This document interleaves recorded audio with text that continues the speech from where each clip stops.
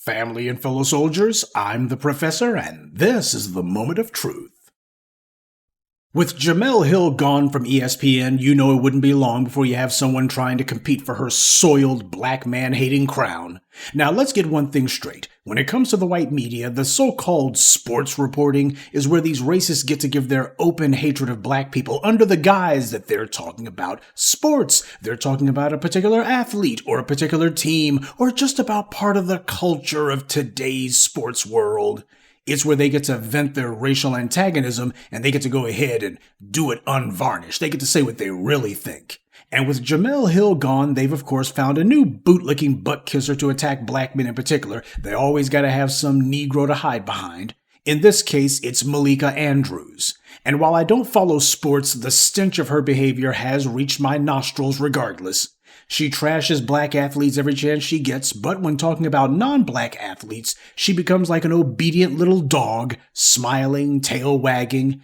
But when talking about black male athletes, she becomes surly, hostile, and angry. She goes out of her way to show her contempt. Like all bootlicks, she thinks that they'll feel indebted to her for her shameless butt-kissing. Besides, if you just attack black men nonstop and make it clear that you worship Zaddy, then they'll be so happy with you that they'll never fire you. Because that worked out so well for Jemele Hill, didn't it? And for Melissa Lacewell von Stubenberg round the world in 80 Days Harris Perry, right? And it also worked for Tiffany Cross-Eyes too, right? Just heap enough scorn on black men and the world, or at least the white media, will beat a path to your doorstep. But with this Malika Andrews creep, you know that she would be doing this regardless. She doesn't push anti-black racism on air because she gets paid to do it. She does it because she wants to. For her, the money is just a bonus. In her sick mind, she gets paid to do and say things that she would be saying and doing anyway. And you know that she's a complete tool because toilet bowl media like The Rot boldly defends her, even though they can't actually tell you why the people who call her out are wrong. They can't tell you what's wrong about what they say. Her would-be defenders simply say that the criticism of her is unwarranted and unfair. They just can't tell you why. They can't explain why her critics are wrong, and they always make sure that it's some moist, sexually suspect bootlick who puts on the cape for her. So, as expected, there's an organized effort by these white media suck-ups to gaslight the public, to tell us that we're all stupid and that Malika Andrews did not say what she clearly said. Well, I've got some news for The Rot, USA Today, and the rest of these white media cesspools that try to defend this woman. The criticism that Malika Andrews gets isn't unwarranted. But what it is pattern recognition.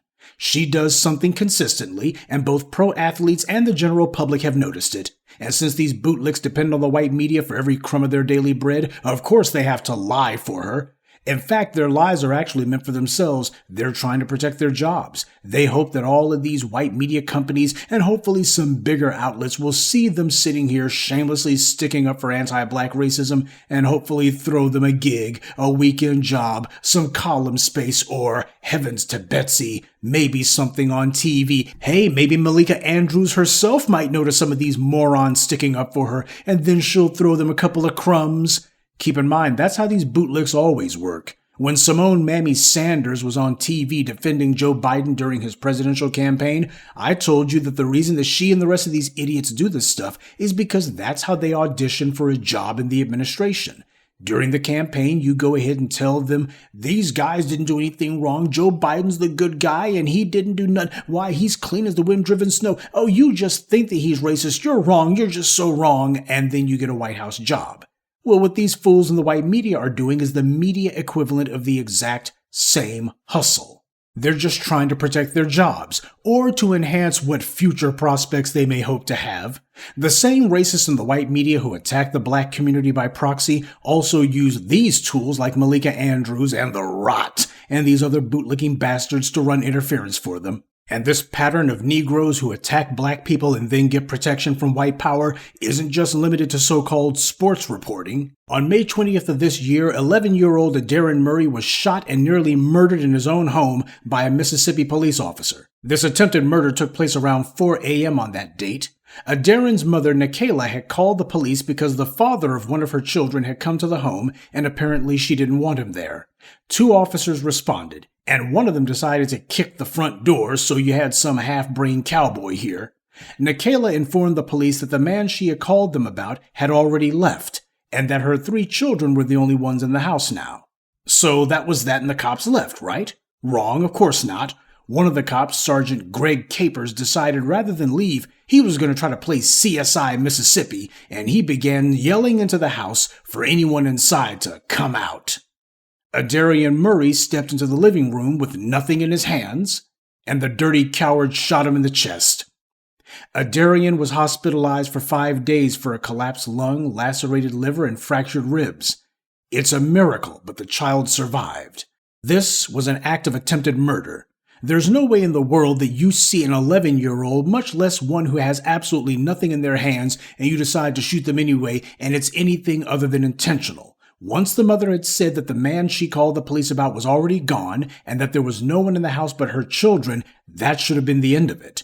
But the police are an organization dedicated to killing black people. American law enforcement came out of the old slave catchers, and they still fulfill the same function today. The would-be killer cop was suspended without pay, but the cover-up was only just beginning. The racist Attorney General of Mississippi only pretended to bring charges to the grand jury, but that was done so that they could do the old grand jury dodge. Just as we've seen in so many other cases, in a secret gathering where no one is allowed to know what's going on or what's said, the Attorney General announced that the grand jury declined to bring charges in this attempted murder case. Now, as we all know, a grand jury can indict a ham sandwich. After all the prosecutor has to do is merely establish that the incident happened, and the grand jury comes back with an indictment. They leave it up to the trial jury to actually determine guilt or innocence. But they usually come back with an indictment almost all the time. The only way a grand jury doesn't come back with an indictment is if the prosecutor doesn't want to indict.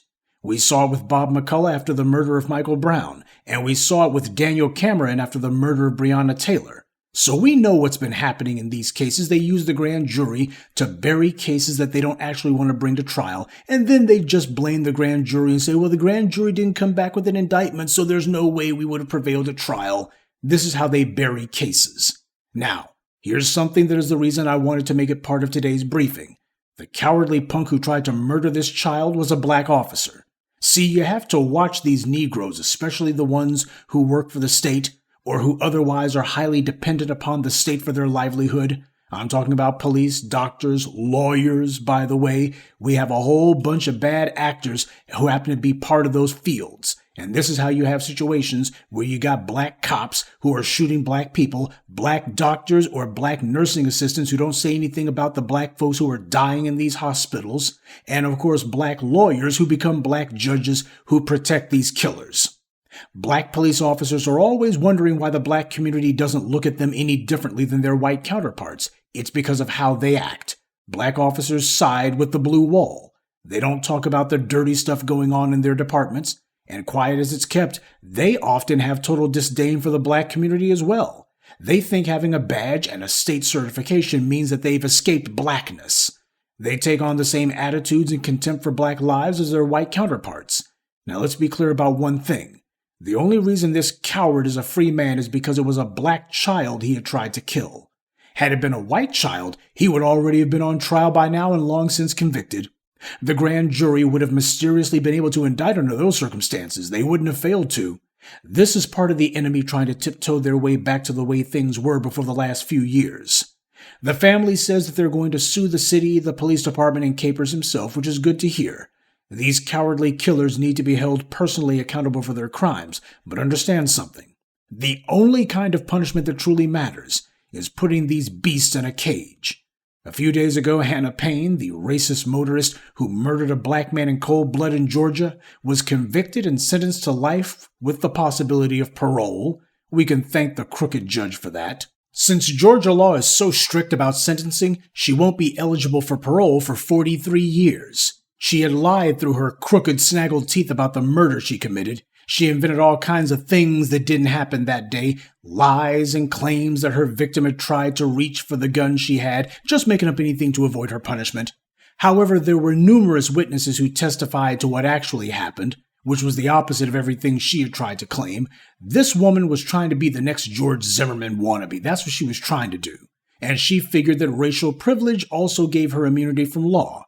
Well, not this time. The jury saw through her lies, and it only took them about 2 hours to convict this piece of trash. And while the verdict was good, the sentence certainly was not. It just goes to underscore that these judges are part of the problem here, and we'll have to make sure that they don't defy justice any more than the police. Speaking of which, as black people, we have to understand that we cannot expect justice from this racist system.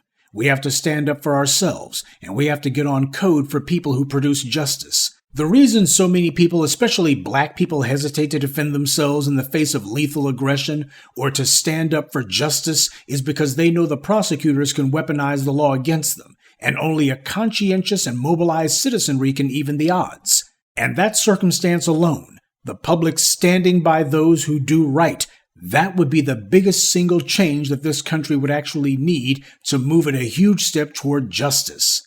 This is the reality that must be faced and changed so that these anti-black thugs, with or without a badge, on TV or not, will think twice before deciding that attacking black people doesn't carry any consequences. Good day, and be one. I'd like to take a moment to mention some of our contributors: Kenneth Steele, Asia King, Tariq, Samora Morris, and Maxie Robinson. Salute to them, and thank you to everyone for listening, liking, and sharing this message. Black empowerment only exists because of you.